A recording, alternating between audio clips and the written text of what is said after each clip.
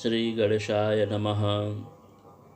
पूर्व के पाठ में आप लोग सूर्य का पंचम और षष्ठ भाव का फल जाना।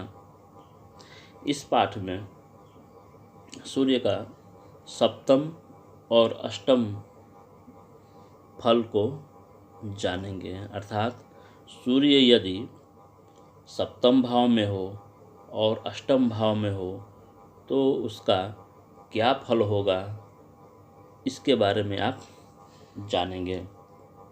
तो आचार्य कह रहे हैं कि प्रचंडांशु कामे जनन समय यस्य भवति प्रियायाः संतापम सपदि कुरुते तस्य सततम तथा कष्टम देहे हृदि परमचिंतामपि खलाद अनल्प व्यापारादपि च परम आयाति न धनम।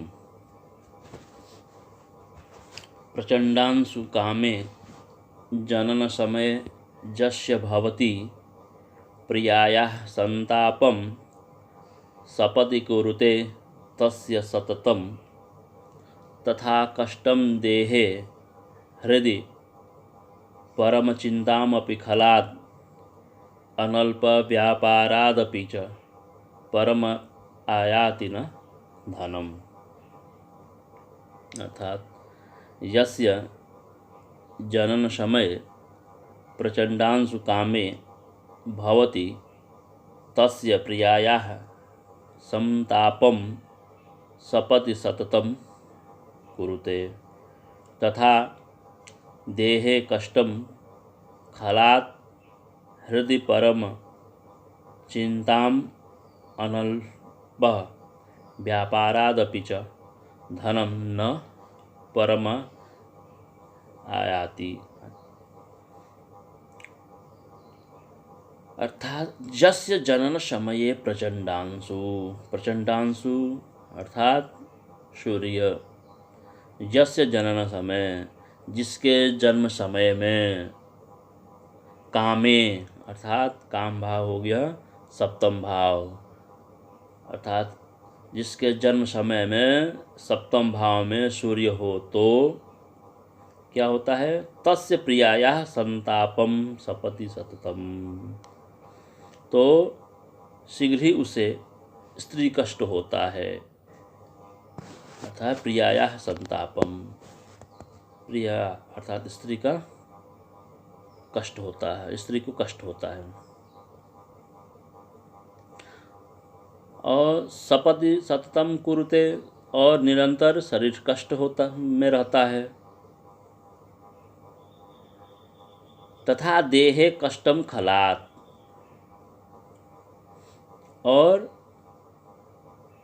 दुष्टों के कारण मानसिक चिंता रहती है। हृदि परम चिंताम अनल्प, तथा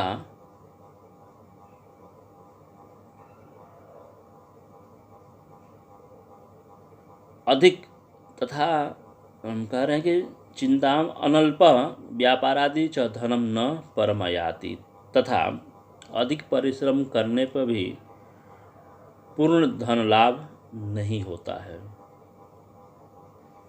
कहते जस्य जन्म समये प्रचंडांशु कामे भवति तस्य प्रियायाः संतापम, अर्थात जिसके जन्म समय में सप्तम भाव में सूर्य हो तो उससे क्या होता है, उसे स्त्री को कष्ट होता है। और सततम कुरुते देहे कष्टम, और निरंतर शरीर को कष्ट मिलता है। और खलात हृदय परमम चिंताम, और दुष्टों के कारण मानसिक चिंता होती है। अनल्प व्यापारादपि च धनम न परमयाति, और अधिक परिश्रम करने पर भी पूर्ण धन लाभ नहीं होता है। तो जिसके जन्म कुंडली में सप्तम भाव में सूर्य हो तो उस कुंडली का यही फल होगा जो आचार्य बता रहे हैं। आगे कह रहे हैं कि अब अष्टम भाव में सूर्य हो तो उसका क्या फल होगा, इसके बारे में बता रहे हैं कि कह रहे हैं मृतावर्के कर्केश्वर तनुसमा कांति विरति क्रियाहीना बुद्धि प्रभवति वसुक्षैण्य अभितः गुदे रोगाधिक्यम खलु पुरवधूभिश्च रमणं विदेशे संवासः कलिरपि जनैर्जस्य जनने। मृतावर्के कर्केश्वर तनुसमा कांति विरति क्रियाहीना बुद्धि प्रभवति वसुक्षैण्यम अभितः गुदे रोगाधिक्यम खलु पुरवधूभिश्च रमणं विदेशे संवासः कलिरपि जनैर्जस्य जनने। अर्थात जस्य जनने मृतौ अर्के कर्केश्वर तनुसमा कांति विरति क्रियाहीना बुद्धि प्रभवति वसुक्षैण्यम अभितः गुदे रोगाधिक्यम खलु पुरवधूभिश्च रमणं विदेशे संवासः जनहि कलिरपि भवति। अर्थात यस्य जनने मृतौ अर्गे, जिसके जन्म समय में मृतौ अर्थात अष्टम भाव में अर्के अर्थात सूर्य हो तो कर्केश्वर तनुसमा, तो उसका शरीर कैसा होता है, तो कर्केश्वर तनुसमा अर्थात कर्केश्वर अर्थात चंद्र सदृश उसका कांति वाला होता है, अर्थात वह चंद्रमा के समान दिखने वाला होता है। और कह रहे हैं क्रियाहीना बुद्धि, लेकिन वह निष्क्रिय बुद्धि वाला होता है। और प्रभवति वसुक्षैण्यम अभितः, और वह धन धान से वह क्षीण होता है।